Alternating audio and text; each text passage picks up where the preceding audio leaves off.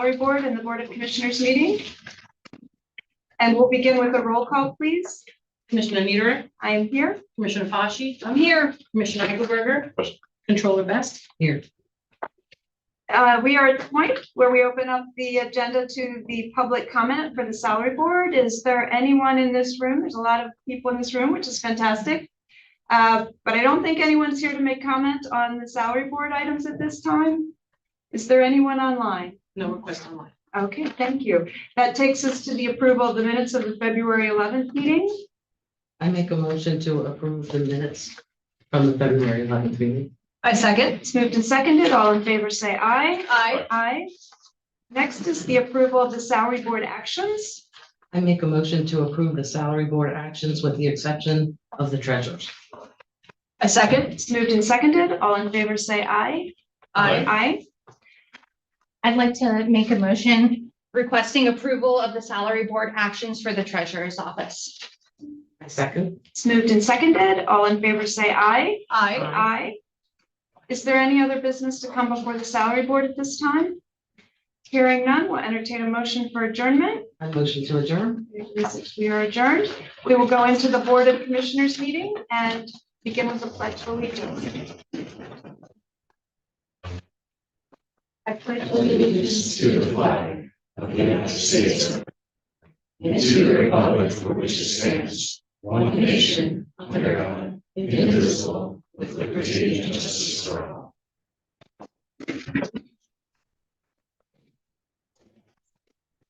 Call the meeting to order and begin with the roll call, please, Desiree. Commissioner Niederer, I am here. Commissioner Fashi, I'm here. Commissioner Eichelberger, Now we will open this up to public comment on non-agenda items for the Board of Commissioners. Is there anyone in the room or none? Anyone online? no request. No requests online. Which will take us to the best part of the entire meeting, where we get to acknowledge some fantastic employees that we've shared time with here at the county. And we will begin with our recognition of 30 years of service for Charles Crothers IV, or CCIV, which is the coolest monogram ever. And I was going to say a little bit about Chuck, and then I think we have some guests here that would also like to say a few things, and then we'll go through the pictures. Chuck currently serves as the Assistant Director of the Domestic Relations Office. He began his career with Cumberland County in February of 1996 as an Assistant Enforcement Officer and steadily advanced through the ranks, serving as a conference officer before moving into several key administrative roles. Throughout his career, Chuck has approached every new responsibility with determination, professionalism, and a genuine commitment to excellence. He consistently embraces challenges, often completing major projects ahead of schedule. His forward-thinking mindset was evident long before virtual work became commonplace. Chuck played a pivotal role in upgrading our conference room technology, enabling remote training well before the COVID-19 pandemic made it essential. As finance and administrative manager, Chuck streamlined numerous processes to improve efficiency and service to the clients. One outstanding achievement was the implementation of the credit card payment system, which allows clients to make payments both in person and online. This innovation has saved families time and money while significantly improving the overall collection capabilities. Chuck's dedication has been recognized beyond the office as well. He currently serves as a member of the Domestic Relations Association of Pennsylvania Conference Planning Committee. As part of this committee, Chuck, along with others, developed a training session on dealing with individuals who are on the autism spectrum. This session was so well received that it was accepted to be presented on the national level at the Eastern Regional Interstate Child Support Association conference in Savannah, Georgia. Finally, Chuck received the Mary Kunkel Award of Excellence from DRAP, that is that Domestic Relations Association of Pennsylvania, honoring his steadfast commitment to the children and families of Cumberland County and Pennsylvania. And if I dare to say as well, His work and the work of the entire department has made our domestic relations office really top-notch across the state. And quite frankly, I think the best within the state. So thank you very much, Chuck. And I think we have some guests that would like to say a few words. You took my words. Judge Seibert, would you like to? Why don't we all come on up?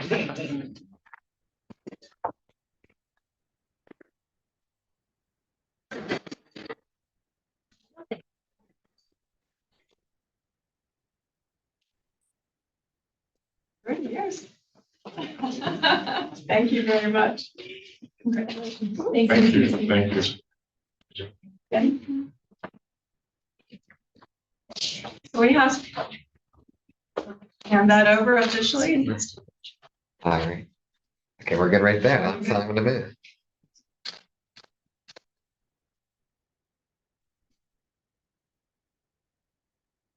I didn't know where I started. You know what? Let me get, hold on, let me get one. Okay. More here, sorry. Is there too much of a glare?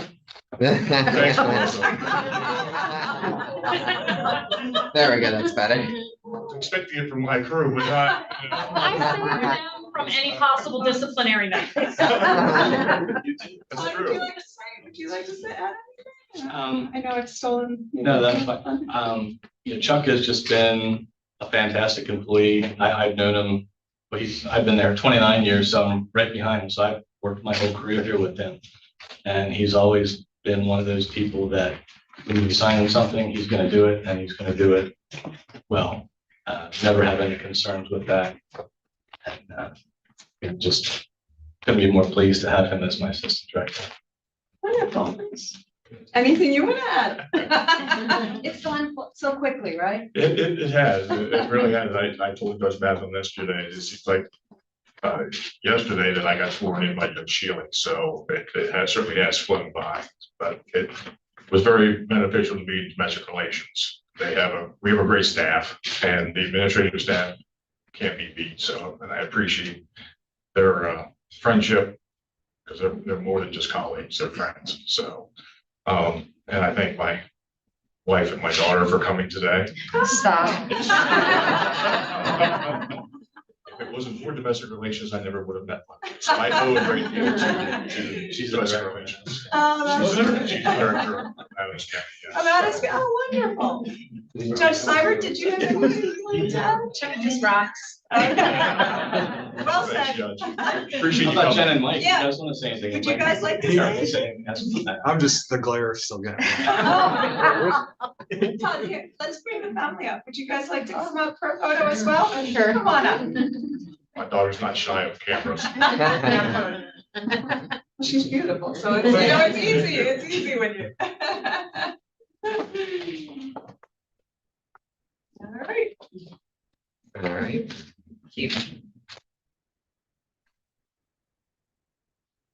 All right, thank you. Great. Thank you. Very much.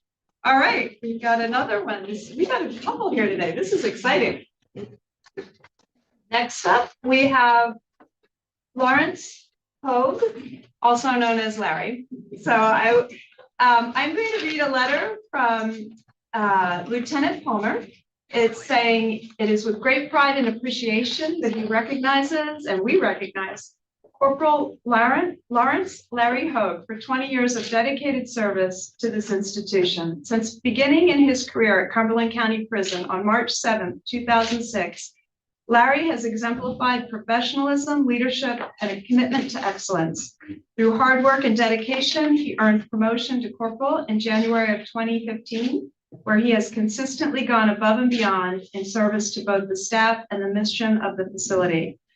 Corporal Hogue has supported several critical implementations within the prison, including the Stanley Integrator system that is now upgraded to the Securitas platform that controls daily operations throughout the jail.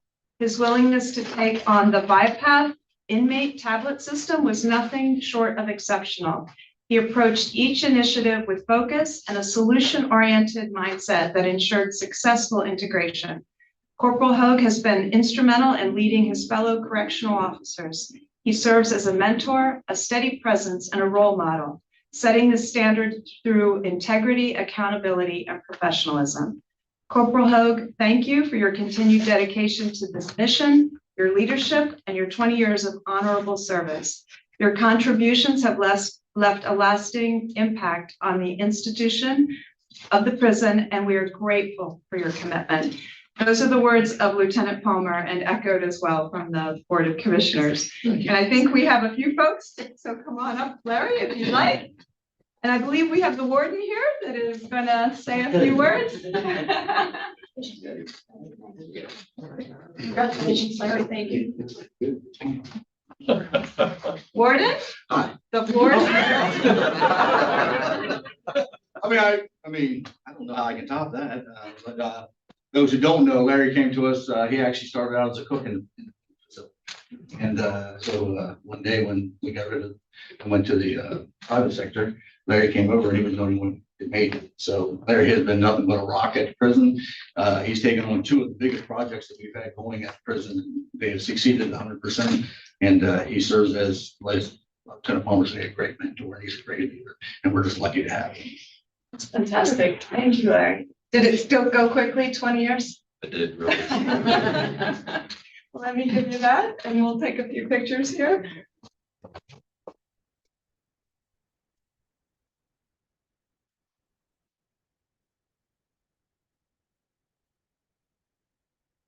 We're good. Perfect. Thank you. Thank you very much. Warden, thank you. So thank you. And certainly last but not least, we have a very special celebration. We are doing a Stork Award. And that is special recognition of its telecommunicator to Eric Harn for assisting in the birth of a baby, we've just learned, girl, on January 25th, 2026. And Bob and Mike, Eric, if you want to come on up. Come on down. So this situation was quite unique.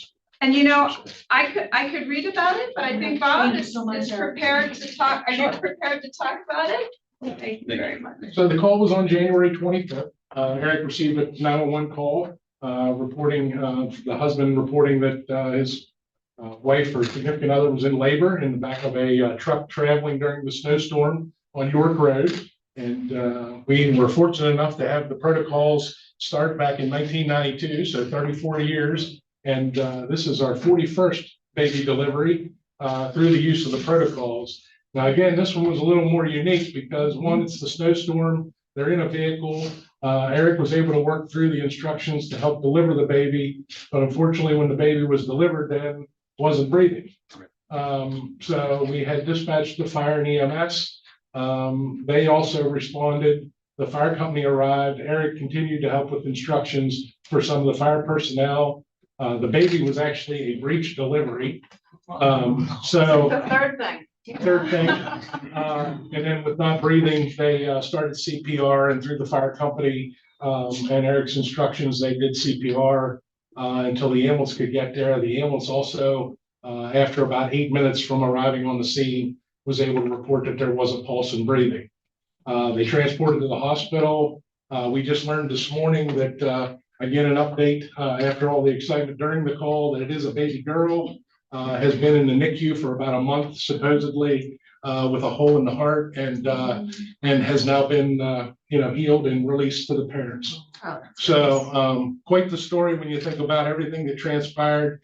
I think just from the hole in the heart alone, there was about a 15% chance of survival. But without the protocols, without the system, without 911, without EMS and paramedics, none of that happens. So we've come a long way. We do have Chief Metzger and Township Manager Corey Adams from South Middleton. So I don't know if you guys want to say anything or. You're more than welcome. Thank you for coming out. Yeah, it was definitely one of those incidents that planning and multiple agency effort can play for the survival of that infant. We, like Bob indicated, we had county initiated medical assist response with all EMS in the township and in the county. So fire department arrived on scene, and obviously I wouldn't say they're undertrained, but not trained to the levels of our EMS. And with Eric Harn's instructions to our fire department personnel on scene, we were able to take, which was a complicated situation, to definitely a positive outcome. The township on March 12th are presenting our awards as well. And Eric Harn was invited to participate in our award ceremony as well. So Eric, thank you for the work that you've done as the chief of South Monmouth Township, and I speak for the township itself. We thank you for the work, and also, obviously to Cumberland County DPS for the protocols and everything that we have in place to allow us to do our job. Thank you. Thank you for the partnership. I would just say, just very quickly, that that's a once in a lifetime call. It just doesn't happen. And I have to say that, I was the person on the phone, but I work with a great team, the A team. Quite frankly, they make me look better than what I am. And you have your partners here, the fire EMS, they were being dispatched as I'm talking. They're getting out there as quickly as they can in the snowstorm, which is difficult. Other people showed up, and including a plow truck driver who was also part of this as well. And I would be remiss if I didn't add one thing. The mother in this was, quite frankly, that was a harrowing experience based on everything that was going on in the circumstances. She did a fantastic job. She deserves a lot of credit. But thank you very much. I appreciate it. Yeah, wonderful. Congratulations. So Eric, we're going to take a little picture. I have a pin. Bob's going to replace it with a pink one. And I'm wondering if they're considering the name Erica. I don't know. We'll snap a couple here. Come on in, Bob. I'm going to move down. Yep, come on in. All right.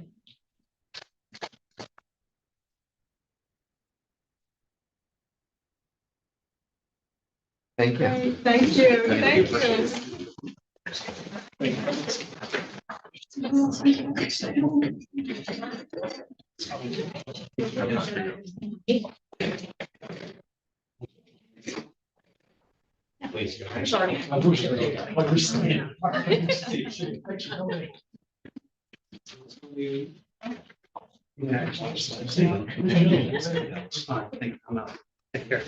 Yeah.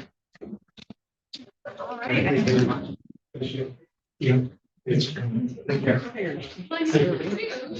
Thank you.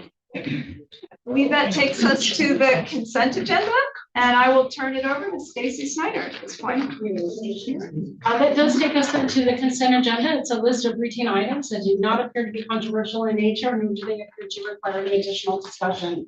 If discussion is required on any of the agenda items, and that would be numbers 7 through 16, now would be the time to make that request. Hearing none, seeing none, officials have requested approval. I move to approve. Second. It's moved and seconded. All in favor, say aye. Aye. Aye. Thank you. Thank you, Commissioners. That takes us then to the regular agenda, which is a list of non-routine items, which may be discussed and may be acted upon individually. And I'll actually have Angela Spencer cover this agenda items for us. Thank you, Stacy. All right, moving on to agenda item 17, we have a grant acceptance for the Housing Redevelopment Authority, and I'll call on Brianna Miller to discuss. I believe she's online. Hello, Brianna. Hello. Can you hear me? Yes, we can. Okay, wonderful. So this is the acceptance of the Emergency Solutions Grant. It's a program through DCD. We applied a few months ago on behalf of the county, and the county did recently receive notice that we got the award. This program offers resources to nonprofit organizations to address the needs of homelessness. For grant year 2025, the county had received $232,500, which will be utilized towards emergency assistance, rapid rehousing, street outreach, and homelessness prevention. There were 3 organizations that we applied on behalf, and those are Safe Harbor, Community Cares, and Domestic Violence Services of Cumberland and Perry counties. Are there any questions for Brianna? I do not have any, and I move to approve. Second. Moved and seconded. All in favor, say aye. Aye. Aye. All right, thank you. Thank you. That takes us to agenda item 18, and I will call on Nancy Conklin to discuss the contract for aging and community services. Hello, Nancy. Hi, everyone. Good afternoon, Commissioners. We were asking for approval for a contract with Blue Mountain Escape. They'll be providing bridge housing at 3 locations under the Homeless Assistance Program. Blue Mountain Escape provides housing while providing support and education to those recovering from addiction.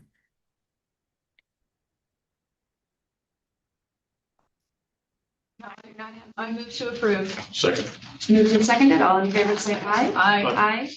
Thank you, Nancy. Thank you, Commissioners. Great. That takes us to agenda item 19, and I will call on Jamie River to discuss the contract addendum for children and youth. Hello, Jamie. Hello. This is an addendum to Adelphi Village contract. We are removing the bed hold that we previously had in the contract. We were paying for a bed regardless of its use. And because we were able to contract with another provider, we were able to remove this from this contract. Good. I move to approve. Thank you. Second. It's moved and seconded, all in favor, say aye. Aye. Thanks, Jamie. Thank you. Moving on to agenda item 20, I'll call on Melissa Calvinelli to discuss the contract for court administration. Good afternoon, Commissioners. Requesting approval of the 5-year contract with Westlaw for legal research services countywide. Any questions? I move to approve. Second. Moved and seconded, all in favor, say aye. Aye. Aye. Thank you. Thank you.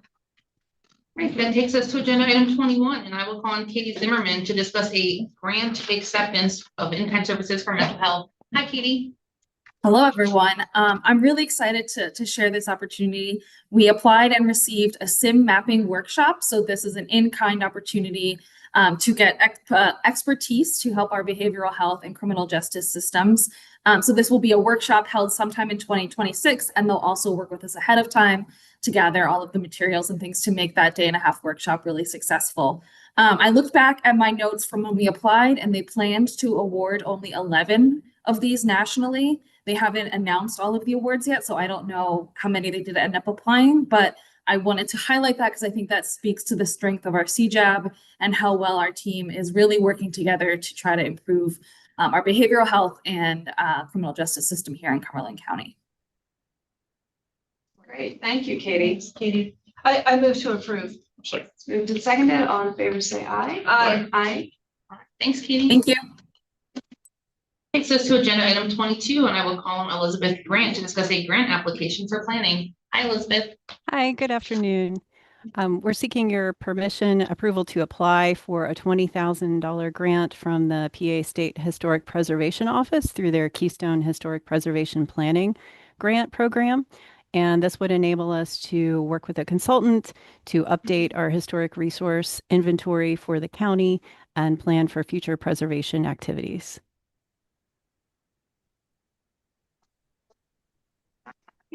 I move to approve. Second. Moved and seconded, all in favor, say aye. Aye. Aye.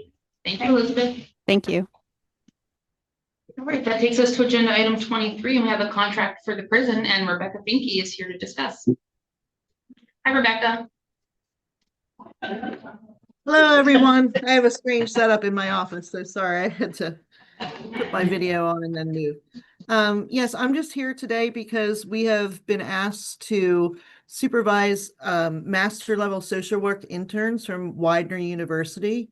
And what's before you is just an agreement about what that supervision would look like, and it's no cost.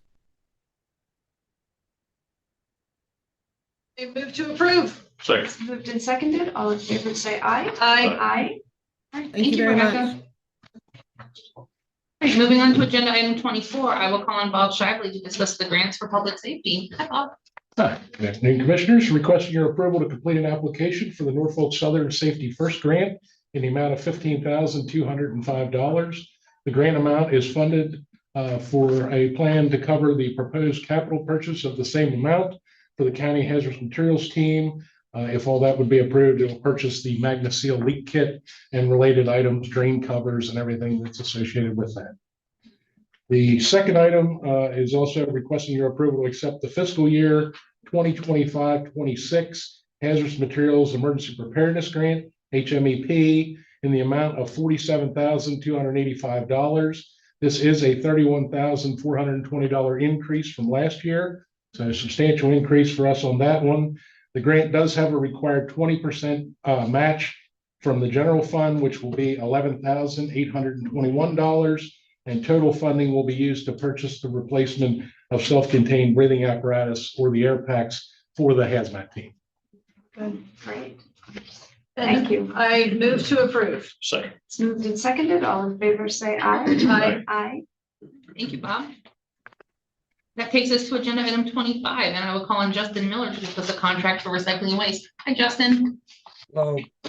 So putting on the household hazardous waste events requires coordination with 2 state agencies. Earlier this year, you approved submission of an application for registration to DEP, which makes us eligible for grant reimbursement from them after each event. This is the second and final piece, which confirms in writing with the Department of Agriculture that we will be piggybacking on their ChemSweep contract to use MXI Environmental Services as our contractor. In doing so, they will pay for up to $17,000 in pesticide disposal costs for 2026, which is $1,000 more than 2025. So just a quick financial summary, estimating that each event will cost approximately $48,600. We will get $21,300 from DEP in grant money, $21,700 in user fees, and $4,250 from the Department of Ag. Any questions for Justin? Oh, and I move to approve. Second. It's moved and seconded. All in favor, say aye. Aye. Aye. Thank you, Justin. Thank you. That concludes the contracting portion. I'll turn it back over to you. Okay, thank you, Jill. So that does take us to agenda item 26, which is Commissioner's liaison reports, and Commissioner Needwell will start with you. Yes, so I think the big news for us this week for the whole board was participating in the switching to the P25 system.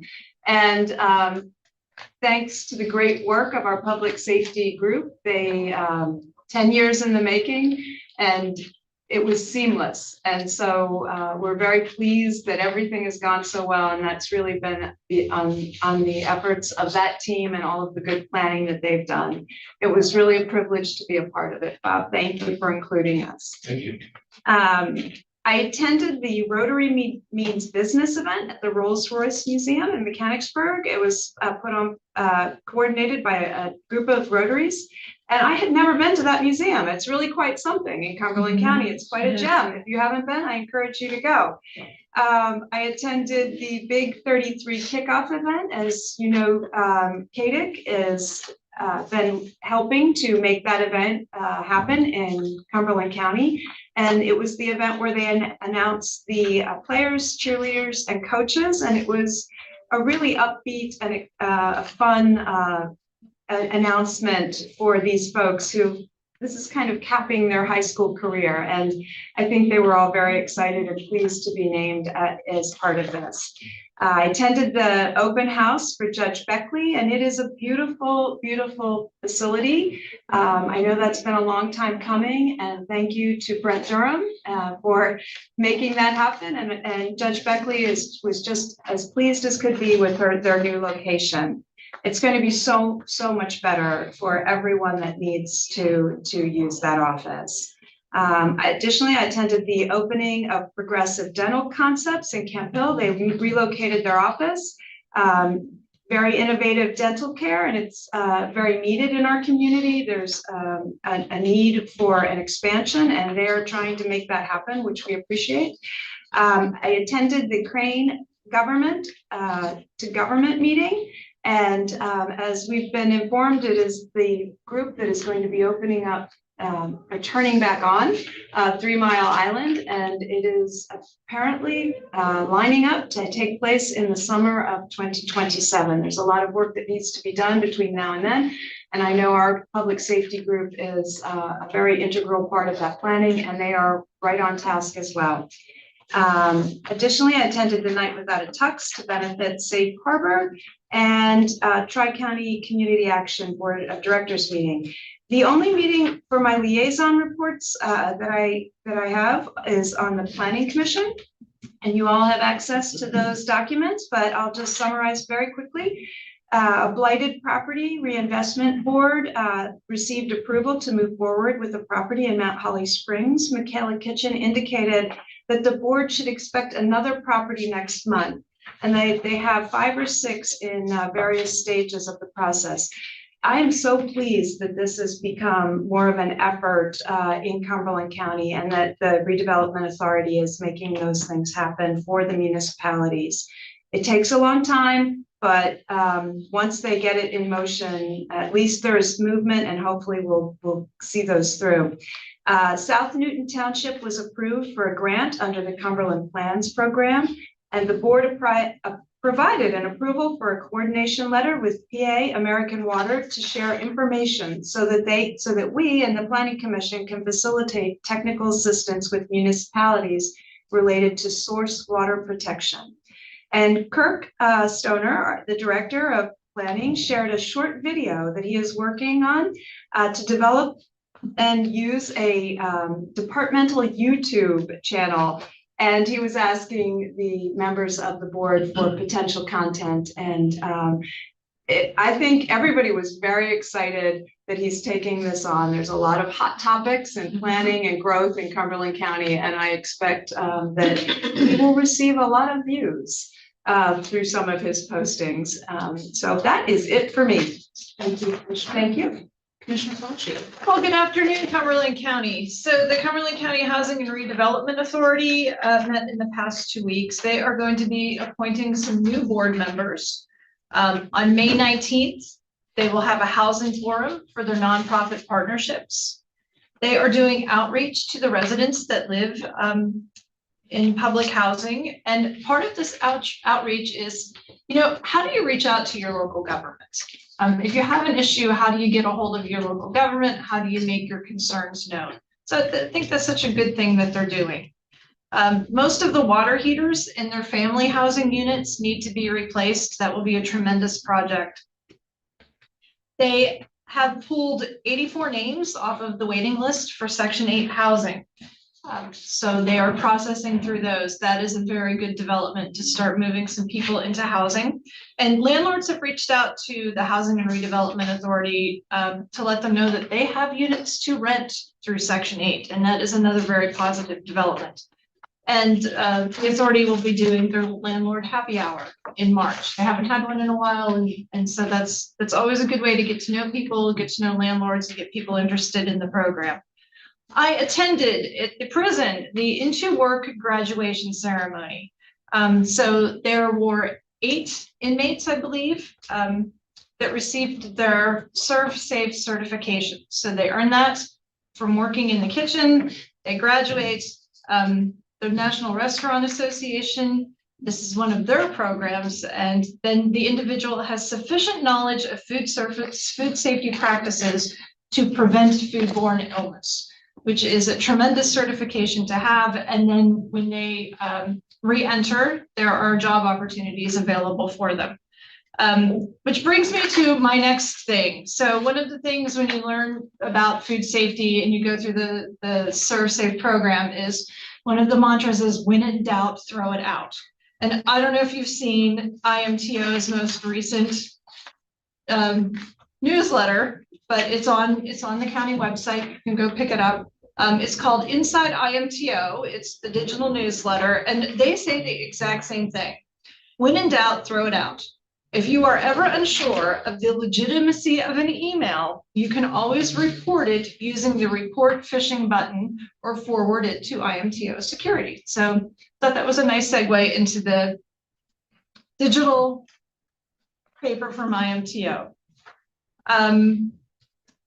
February 13th, I went to the New Cumberland Library where they had a fundraiser and they were celebrating their 50th anniversary in the building that they're in. And so that was really fun. It was good to see members of the community out and about. They had a really nice photo booth. There's some funny photos taken at the event, which is my reminder to you to use the Cumberland County Library system. And finally, Conservation District met last night. So the tree sale is April 16th and 17th. The Envirothon will be April 29th. On March 18th and 24th, the district is doing some municipal workshops. And last night, the board voted to move forward with an enforcement approval. So this is an ES&S and NPDES enforcement action. And what that means is you're moving soil and you either haven't done it with a permit or you've done it outside the scope of the permit. And so I would also remind everyone that if you're going to move dirt, you have to get a permit to do it. And then you have to follow the regulations to move the dirt. And that's it. That's what I have. Thank you, Commissioner. Commissioner Eichelberg. Okay, and for items on the Solid Waste Advisory Commission, of course, we dealt with Justin Miller earlier, who spearheaded the household hazardous waste grant application. So that business is taken care of. The Advisory Commission does have an upcoming meeting, March 3rd. It's next Tuesday. It's at 7:30. It's going to be an evening meeting. So, well, they did that a while ago, but I'll be in attendance at that as well. So, the tire collection, which is a fairly new thing for us, just as a reminder, there are 2 events this year, May 15 and September 18, pre-registration required. You can do that on the website, and or you can do it from the county's Facebook page. There's a link there that will take you there very easily. The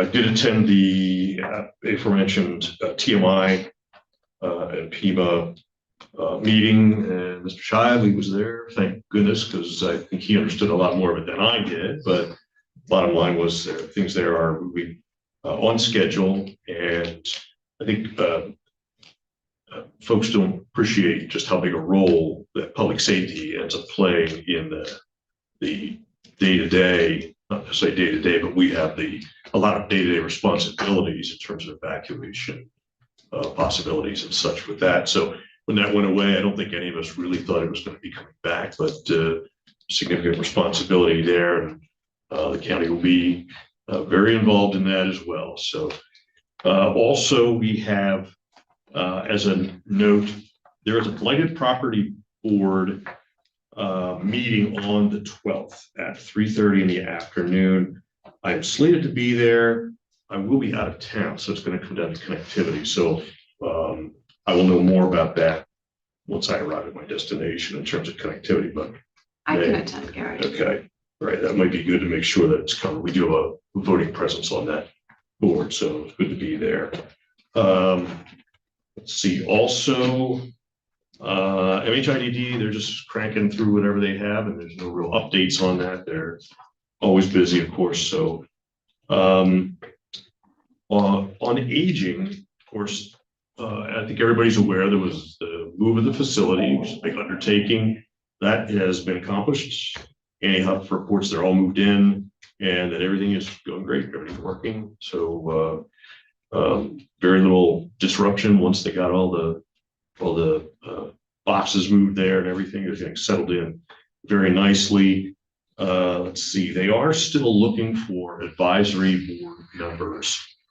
So they're accepting applications on that. If anyone is interested or knows of others who may be interested in that, there are, it's very important that they continue to have applicants, because that citizen perspective on those boards is very important to understanding what's really important to the community. So if anyone has an interest there or knows of anyone, please know that the Facebook page for aging is really complete and has a link on there in terms of where you can send everything.